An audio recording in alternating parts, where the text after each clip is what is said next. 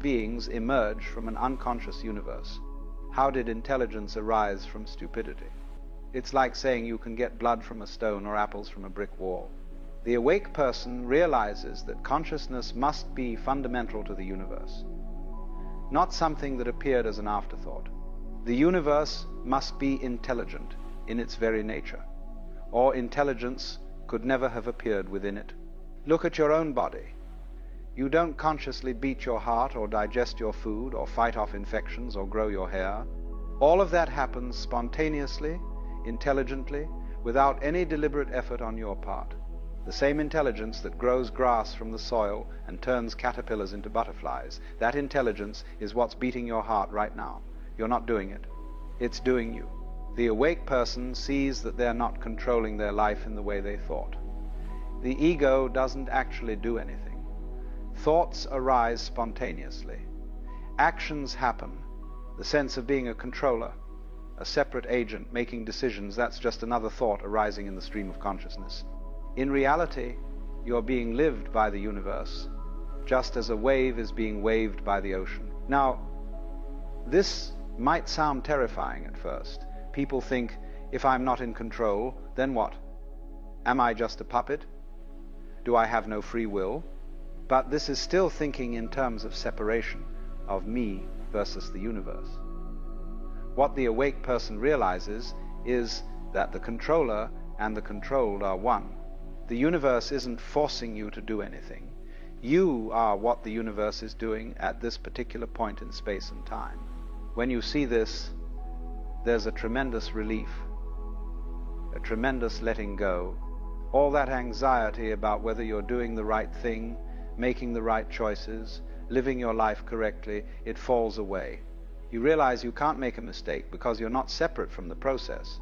You can't do anything other than what you do because you're not separate from the power that's doing it. This doesn't make you passive or irresponsible.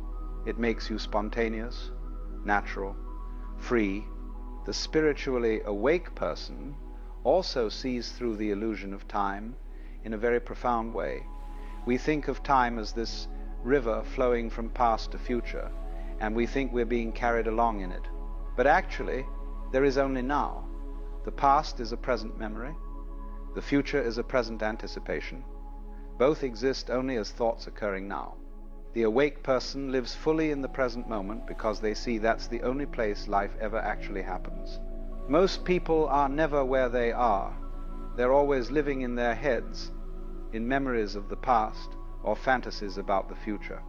They're thinking about what they should be doing, what they should have done, what might happen tomorrow.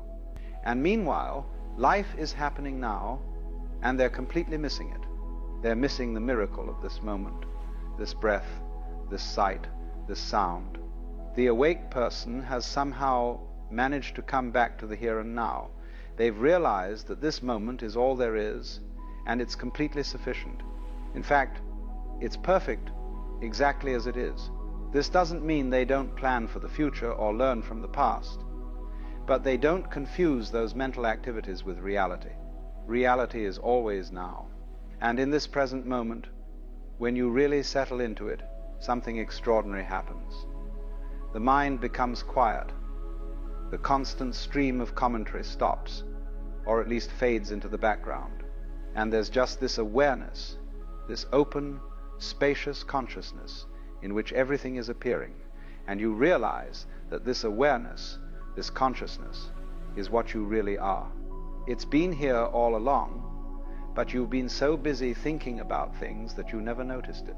This awareness is very simple, very ordinary, and yet it's the most profound thing in the universe. It's the light in which everything appears. Without it, there would be no world, no experience, no anything.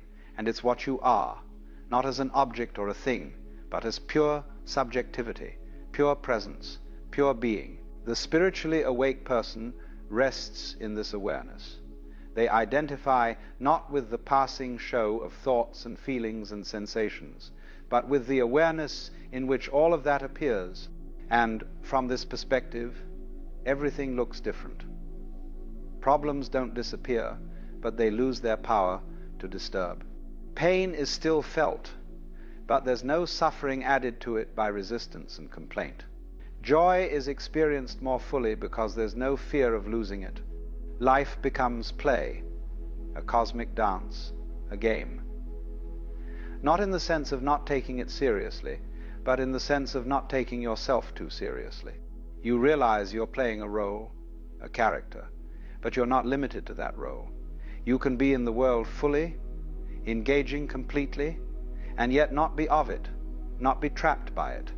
This is what the spiritually awake person sees. They see reality directly, without the filter of concepts. They see the unity of all things. They see that consciousness is fundamental. They see that there is no separate self. They see that all there is now. And they see that what they really are is the awareness in which all of this appears. And the beautiful, frustrating, wonderful thing is that I can tell you all of this, but it won't help you one bit unless you see it for yourself. These are just more words, more concepts, more items on the menu.